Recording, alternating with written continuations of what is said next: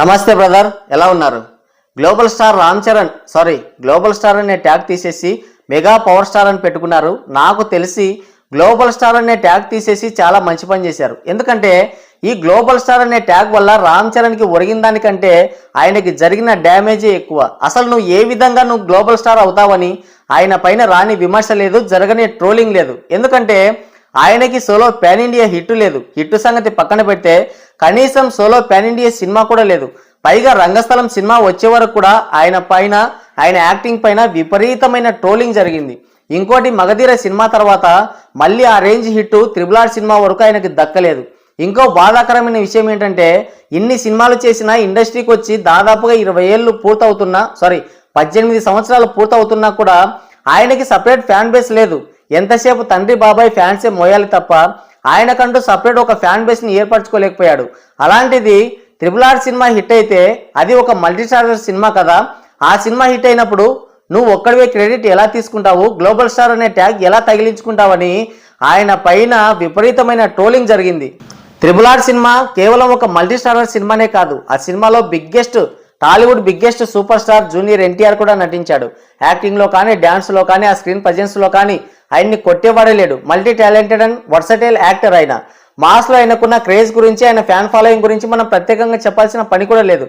నూనుగు మీసాలు రాకముందే ఆ వయసులోనే టాలీవుడ్ ఇండస్ట్రీని ఆయన షేక్ ఆడించాడు. మాస్లో ఆయనకున్న క్రేజ్ని, అలాగే ఆయన ఫ్యాన్ ఫాలోయింగ్ని చూసి ట్రేడ్కి మతిపోయింది. అలాంటి ఒక బిగ్గెస్ట్ సూపర్ స్టార్ నీతో పాటు నటించినప్పుడు ఆ సినిమా హిట్ అయితే ఆ క్రెడిట్ మొత్తాన్ని నువ్వే ఎలా తీసుకుంటావు, గ్లోబల్ స్టార్ అనే ట్యాగ్ ఎలా తీసుకుంటావని రామ్ చరణ్ పైన విపరీతమైన ట్రోలింగ్ జరిగింది. అంతేకాదు రామ్ చరణ్ పైన అంత ట్రోలింగ్ జరగడానికి ఇంకో రీజన్ వచ్చేసి రాజమౌళి. ఎందుకంటే రాజమౌళి RRR సినిమా కంటే ముందే ఆయన ఒక పాన్ ఇండియా డైరెక్టర్. ఒక పాన్ ఇండియా డైరెక్టర్ డైరెక్షన్లో ఆ సినిమా రిలీజ్ అయినందుకు ఆ cinema biggest pan India cinema అయింది. కానీ ఒక పాన్ ఇండియన్ సూపర్ స్టార్ అందులో నటించినందుకు ఆ సినిమా పాన్ ఇండియా హిట్ అవ్వలేదు. అదే చిన్న లాజిక్ అక్కడ మర్చిపోయారు, ఆయనకు గ్లోబల్ స్టార్ అనే ట్యాగ్ తగిలించారు. అందుకనే ఆయన విపరీతమైన ట్రోలింగ్ జరిగింది ఆయన పైన. ఇంకో విషయం ఏంటంటే RRR సినిమా, ఆ సినిమాలో కథ కానీ కథనం కానీ అంత బాగుండదు.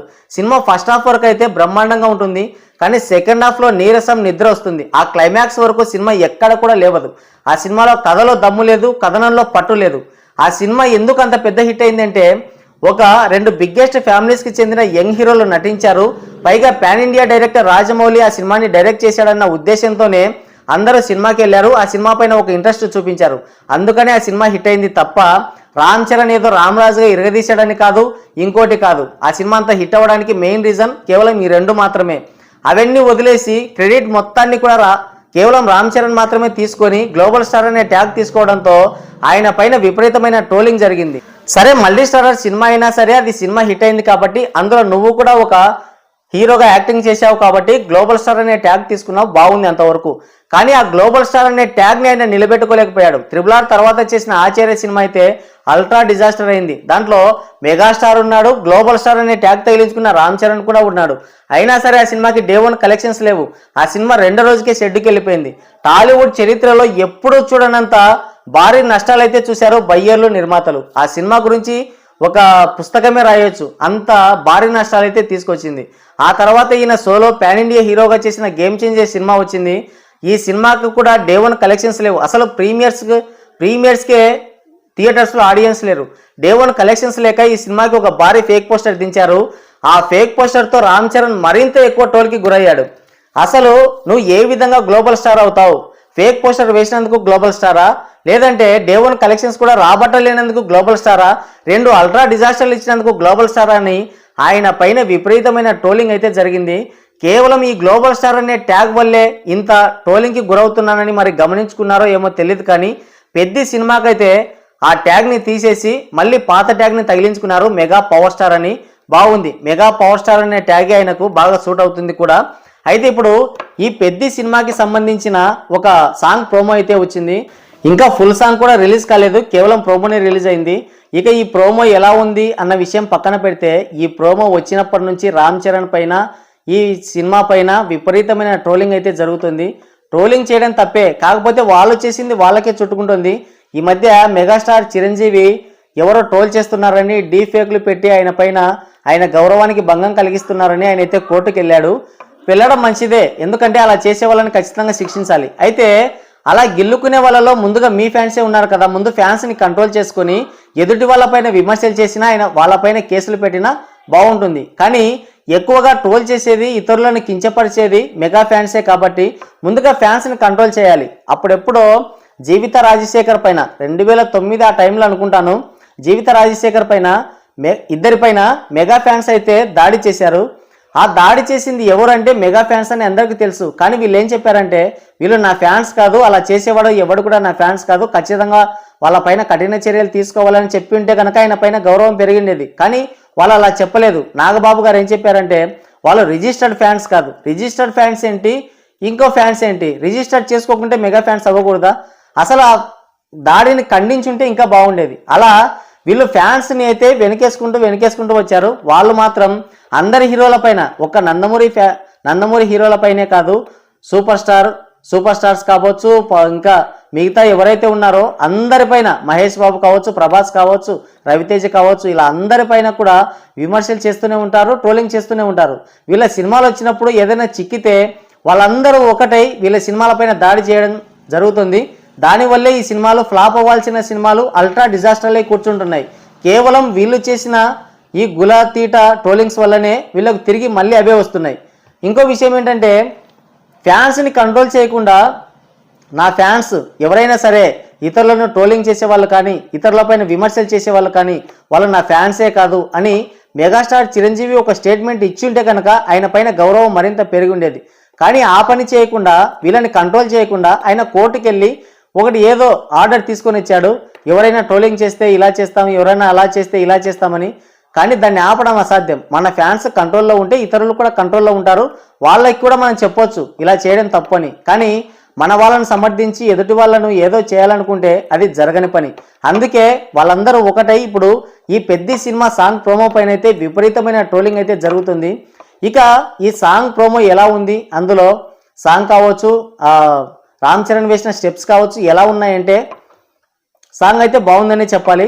ఇంకోటి, ఈ రామ్ చరణ్ వేసినటువంటి ఆ స్టెప్ ఏదైతే ఉందో కొంచెం అభ్యంతరకరంగా, కొంచెం ట్రోలింగ్ చేసే విధంగానే ఉంది. కానీ డ్యాన్స్లు అవన్నీ కూడా సర్వసాధారణం. అక్కడ ముందు ఆ స్టెప్ ఎలా ఉందన్న విషయం మనం పక్కన పెడితే రామ్ చరణ్ చాలా ఎంజాయ్ చేస్తూ ఆ స్టెప్ అయితే వేస్తున్నాడు.